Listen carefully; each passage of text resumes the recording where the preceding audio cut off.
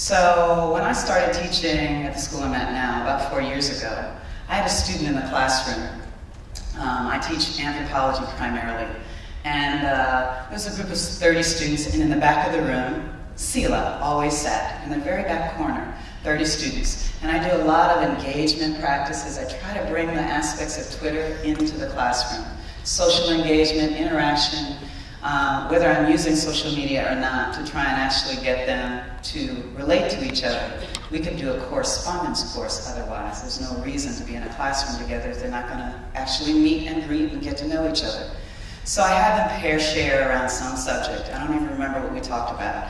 And Sela had to share with me. She was the odd person and she looked terrified.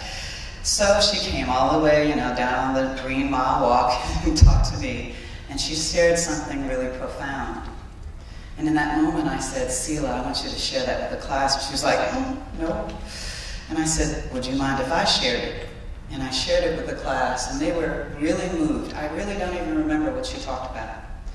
And at the end of every semester, I have my students write a reflective paper. There's a wonderful quote that I found this summer that says, I know what I've given you, but I don't know what you've received. So I have them write a reflective paper to tell me what they got out of the class. Not my mission, not just what they are going to take away. And she wrote, I've been an addict since I was 15 years old. I read the New York Times every day before this class to prepare for conversation. Sela never talked in class, except the last day of class, when I opened up the conversation for them to talk about whatever they wanted. They chose 3 subjects: religion, I don't remember the third one, but the second one was the N-word. And there were 15 of the 30 students in a really engaging conversation. And who was at the leadership of it? Sela. So you don't know what's going on in your classroom if you're just lecturing on top of that. Lecturing on top of people whose aunts were murdered in the week that you're teaching. Lecturing on top of a student of mine named Pedro from Mexico, whose best friend and his father were murdered in the violence that's going on in Mexico today. So this really changes the landscape of how I've been teaching for the last 16 years. I also want to tell you about Frank. Frank was in my class. He barely came to class often, about midterms. He was from, I believe if I remember, he was from Albania or Moldova. I can't remember specifically. But we had a conversation in which I told him he has to be in class from the rest of the semester. You have to be in class. You got to do the work. He came to class every class, and he ended up failing my course. I saw Frank 3 years later. This was just last semester, and he was like, oh my God, Professor G! Oh my God, I learned so much in your class. Everybody always asks me, how did you learn so much? I said, from Professor G's class. Now, to be sure, grades are important, but they're not measuring what students are learning. And there's something missing in what we're doing in education that most people come out bored or telling me, some of my best students, I can't wait for this to be over when I see them 2 years later. Or while they're in my class, getting A work done. Because the rest of the sea of their academic culture is a bore to them. They're not allowed to talk, they're not allowed to engage. So my last story I want to tell you about is about 3 weeks ago.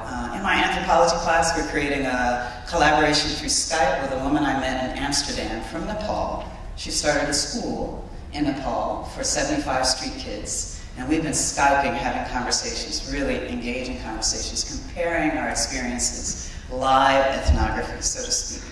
And so we had a conversation one day about the quizzes that they do offline. I don't do any quizzes in class. All of it's done offline.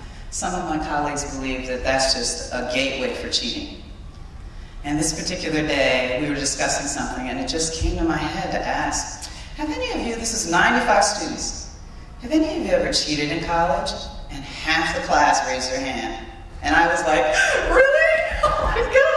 This is like a great ethnographic moment. Oh my God, you guys got to tell me what's going on, why you do that. And so this guy down in the front row says, listen, this is exactly what I do. I take all my notes, I reduce them down to 6 inches, I put them inside a bottle, and I take it to the exam. Just then, all the way across the room, this Chinese girl goes, shut up! Stop telling us!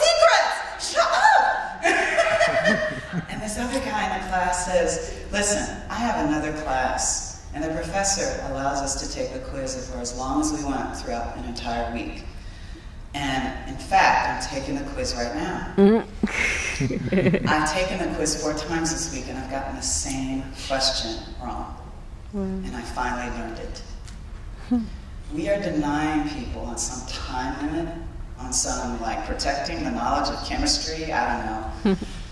You know, like this is some secret society about chemistry where we're denying them the opportunity to be consumers of their own productivity, for them to engage their own learning and to learn from the people who are in the class with them. So students in my class all know each other's names. Even in my 95-member class, there's only 2 students who haven't shared throughout the semester. So there's something that I have been seeing. I feel like I'm dropping a pure drop of water in a sea of pollution. If all the other professors aren't going to come of age and get on board with what's going on, which is a revolution about not knowing, not about branding pre-existing knowledge. And so I thank you. I just wanted to give you a glimpse